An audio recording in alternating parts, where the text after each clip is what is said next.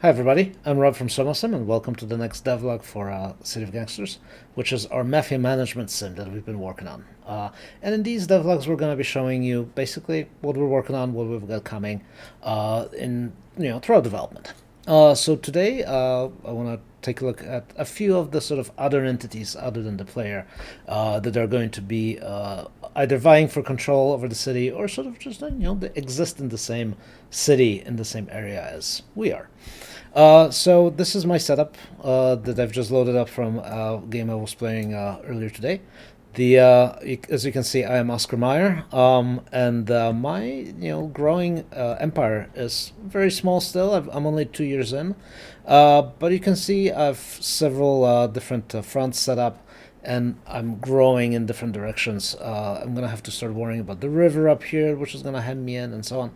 But I have two operations. One is a backroom brewery, and Jeannie over here is managing that.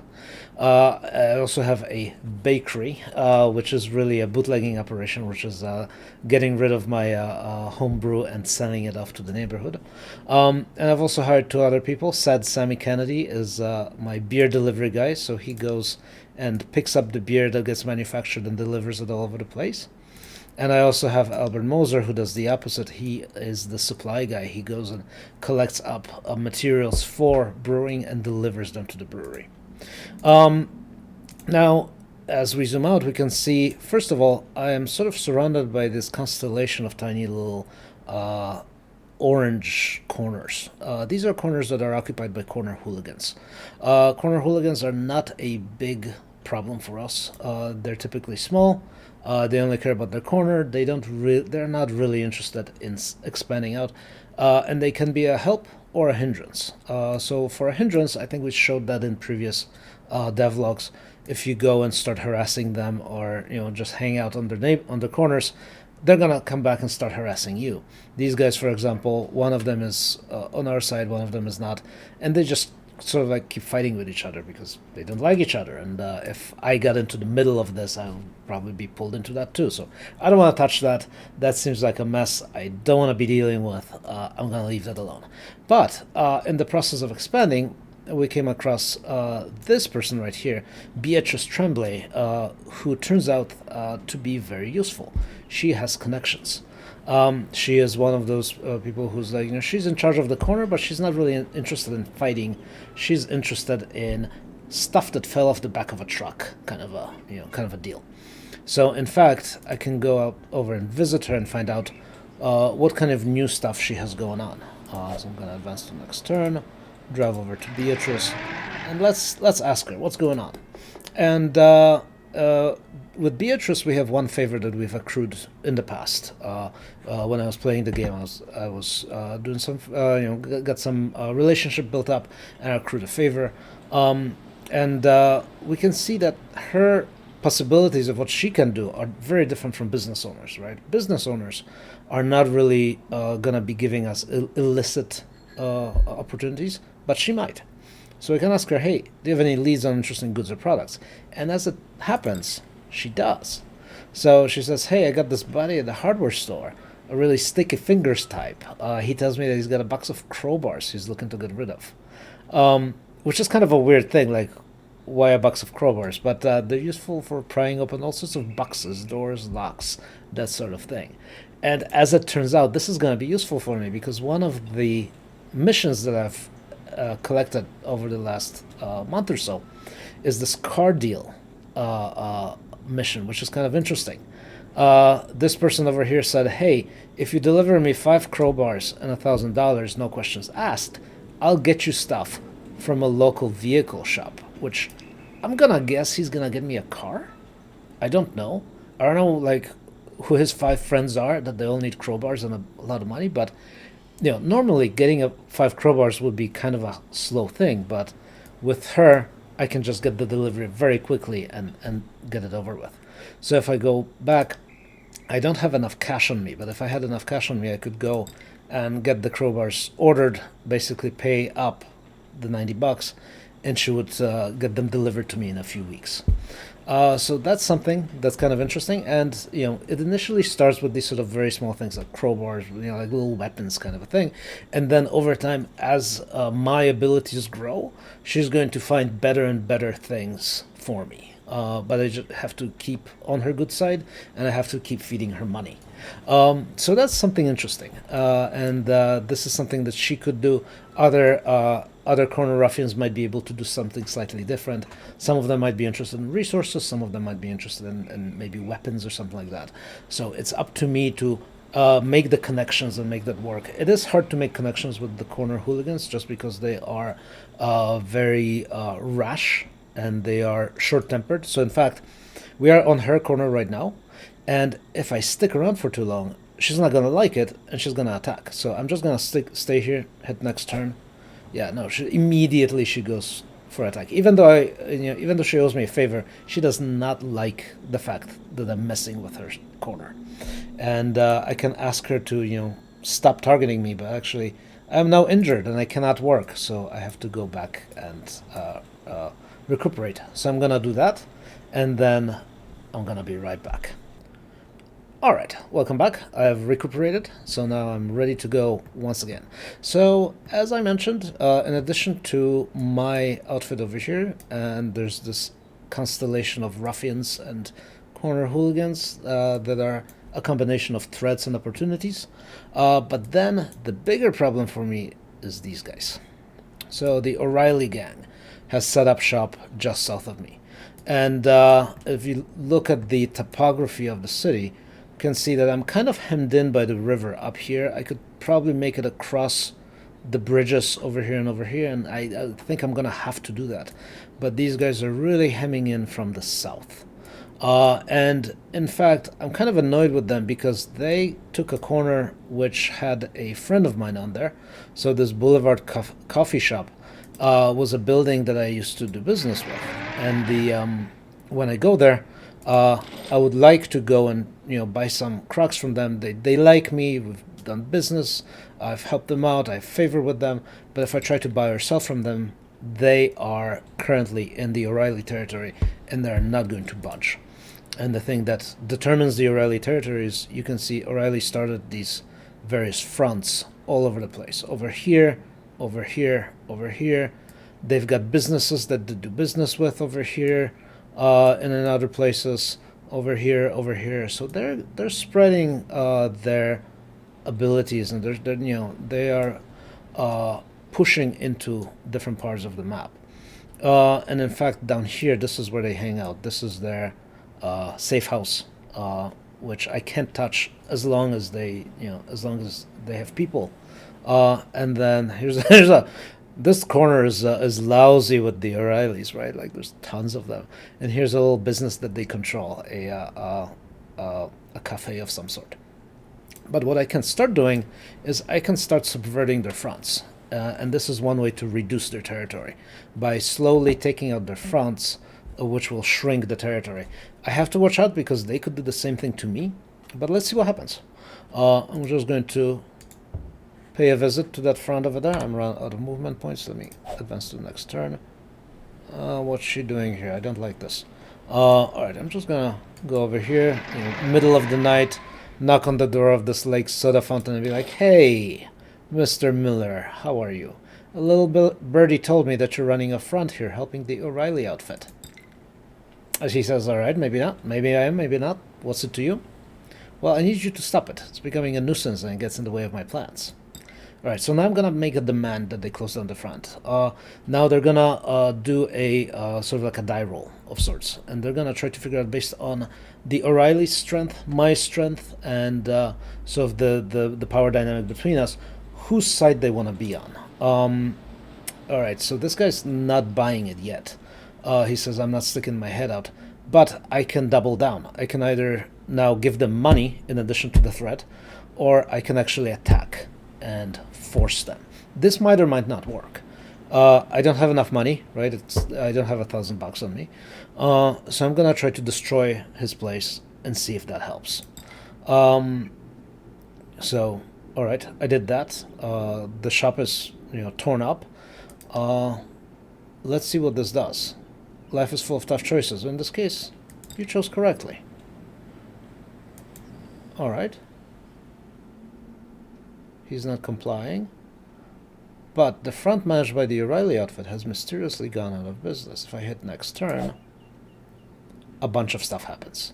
So, first of all, somebody shows up, throws a dead fish rolled in newspaper on my doorstep. Alright.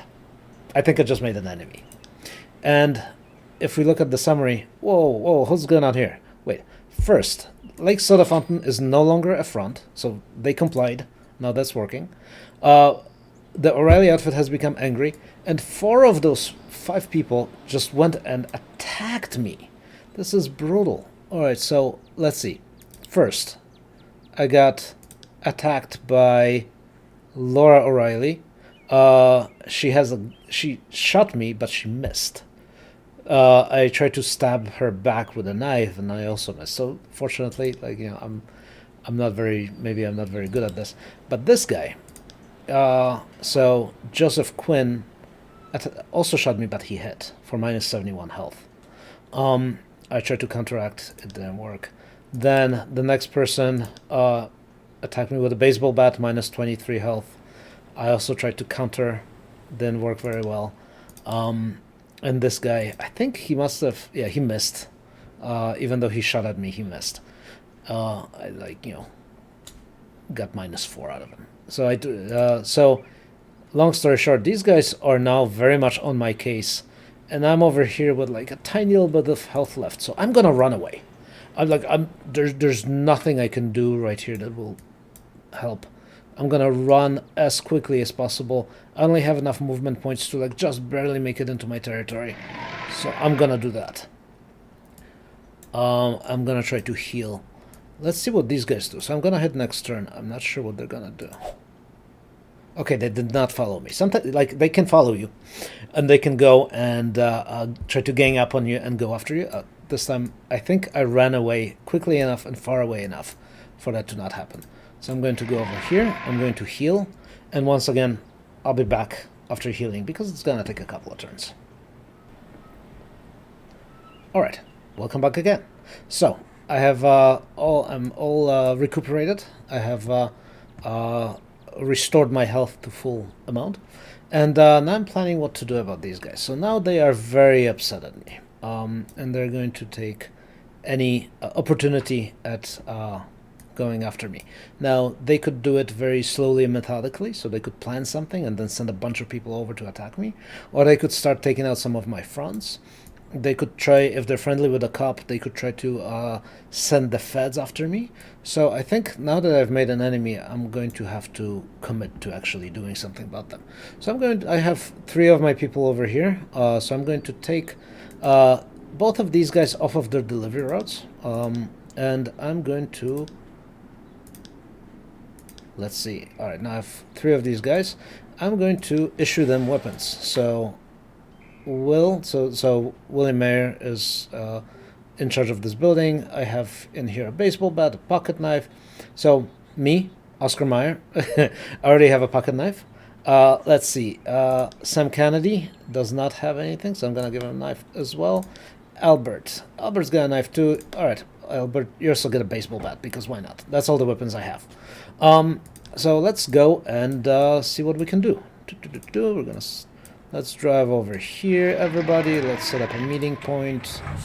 A little rendezvous. Oh, this guy doesn't make it all the way there. Well, we'll see what happens. I think I'm out of movement points here and here. Alright, so I'm in a bit of a jam because they could come after him. Let's find out what happens. Bam, next turn. Okay, they did not see my presence or they're ignoring me. In either case, I'm just going to advance a little bit further. I'm going to take out this front as well. So we go. Everybody drive over. We're going to pay them a visit. Make this guy an offer he can't refuse. Little birdie told me you're running a front. I'm going to demand that they stop again. They're not willing to, so I'm going to threaten them again. And... well, life is full of tough choices, but in this case, they chose correctly. So this front is now history.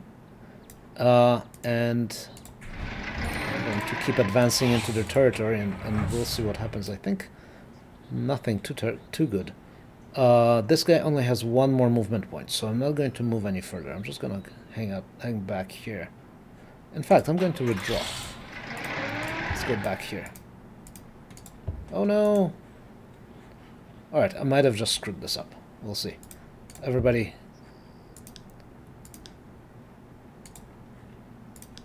go and hang out with Oscar. You can't. Alright, fine. Stay where you are. Oof. Alright, so they sent 3 people over to deal with poor Albert, whom I left all hanging by himself. What happened was somebody shot at him, missed, so that's good. Somebody else shot at him, did not miss, so that's unfortunate. And the third person attacked with a bat and also hit him. So poor Albert is now down to 17 health. He is incapacitated. He's not going to be able to do very much for us until we bring him back to health. But what I can do is I can try to retaliate. I'm going to send my guys over. And let's see. Let's attack the Stanley guy over here. So, I've tolerated your presence long enough. Ooh, this gang does not like me now. Why do they not like me? Well, I've been trespassing into territory, and they're worried I'm messing with their fronts. Fair enough. I have been doing that. So, let's see what kind of attacks we can do. So, Albert is not going to help us. This is attack on this particular corner. So, on the left-hand side, we see our people who are on this corner. On the right-hand side, we can see their people who are on this corner. So we see Laura, Stanley looks like he's got the least health. And a few weapons, so let's take him out. Everybody go attack Stanley. Unfortunately, Albert can't do anything. He's incapacitated, he doesn't have action points, he can't do anything. What can I do? I can attack with a knife or bare fists. So knife is probably good, but if you can read the screen right now, you will see that my traits are actually really bad for knife fights. I'm clumsy and short, which is not a good combo. But I have some brawling experience, so that's that adds a little bit of damage points. That's a little bit of hit chance. So I'm gonna stick to maybe just bare fists because I also have a trait strong, which gives me more damage actually attacking with fists than attacking with a pocket knife and a higher hit chance. So I'm gonna stick with that. And Sam over here, I think he's gonna do better with a pocket knife. He's also -5 for short, but if he were to attack with bare fists, well, maybe it's better. Oh, you attack with a pocket knife. All right, so let's make that happen. One person attacks like this. So, interesting. Stanley got hit by me for -26 and got hit by Sammy, but Sammy didn't actually land any hits, so he's only down to 50 health, versus both of us got countered with what looks like a baseball bat for -44, -48. All right, so this did not go well. I think we need to retreat. I think we are not doing well at all. We're gonna run away. Oh wait, we're out of action points. Uh-oh. What will this do? Alright, I'm kind of very carefully hitting next turn. Oof. They killed poor Albert. So, this is interesting. Albert died while on duty. So, the family is distraught and quietly blames me for his misfortune. I should do something to assuage their despair. Well, I can either start giving them support in terms of money in perpetuity, which will make them happier. I can do something for them. I could start a mission that will give them something. Or I could just do nothing and risk the relationship destruction with them. I don't remember Albert's relationship, so I'm gonna play it safe. I'm just gonna play them. I'm just gonna pay them a bunch of money in perpetuity, and that's fine. So now Albert is gonna show up on my list as somebody who used to be in my crew, but not anymore. And I still have to pay his family $6 per turn. So I have this pickup truck left over there, but no. All right, everybody, let's run away. Let's go back to our territory. Let's try to heal up. And at this point, I think what I need to do is I really need to, one, hire more people, two, get better weapons, and then I can start going after these guys. But now they're not gonna just take it, right? Like they are going to see he's. I think they're gonna start going into my territory, and I think they're gonna start messing with me. So I think that's what we're gonna say about this stuff for now, and maybe next time we can talk. We can see more about what happens with the O'Reillys, assuming I survive. So that's it for today. Thanks for watching, and yeah, we'll see you during the next episode. Thank you.